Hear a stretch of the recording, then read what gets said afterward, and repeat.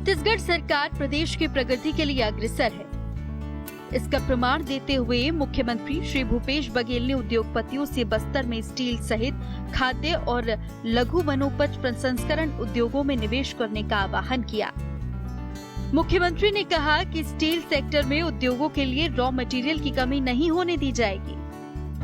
चर्चा के दौरान प्रतिनिधिमंडल ने प्रदेश में स्टील उद्योगों के लिए सबसे अच्छी नीति लागू करने के लिए मुख्यमंत्री को बधाई और शुभकामनाएं दी।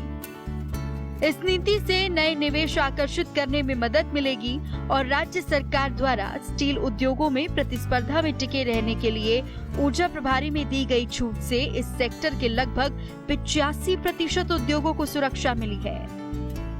लॉकडाउन के दौरान उद्योगों के संचालन के लिए छूट दी गई, तो हाल ही में मंत्रिपरिषद की बैठक में स्टील सेक्टर के लिए अनेक रियायतों के संबंध में निर्णय लिए गए।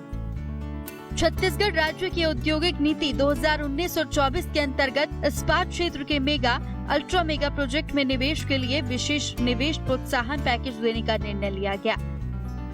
मेगा निवेशकों के लिए घोषित किए गए पैकेज में अधिकतम 500 करोड़ रुपए तक का निवेश प्रोत्साहन मान्य होगा।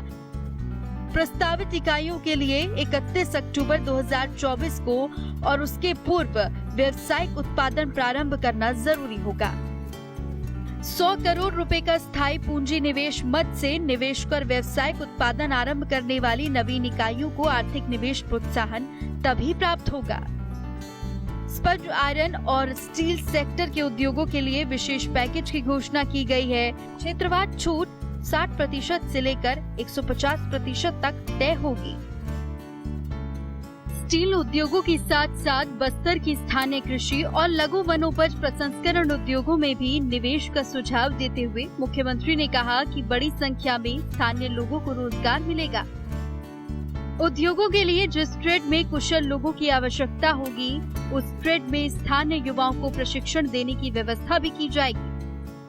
श्री बघेल ने कहा कि लॉकडाउन के दौरान छत्तीसगढ़ के उद्योगपतियों ने श्रमिकों के रहने का इंतजाम किया। श्रमिकों के यहाँ रुकने के कारण ही अप्रैल महीने के अंतिम सप्ताह में उद्योगों में उत्पादन की गतिविधियां प्रारंभ हो गयी। लो अयस्क और कोयला उत्पादन का काम चलता रहा और इस कारण उद्योगों को रॉ मटेरियल की कमी नहीं हुई। राज्य सरकार, जिला प्रशासन और उद्योगपतियों के अच्छे समन्वय के कारण प्रदेश में उद्योगों के पहिए नहीं थमे।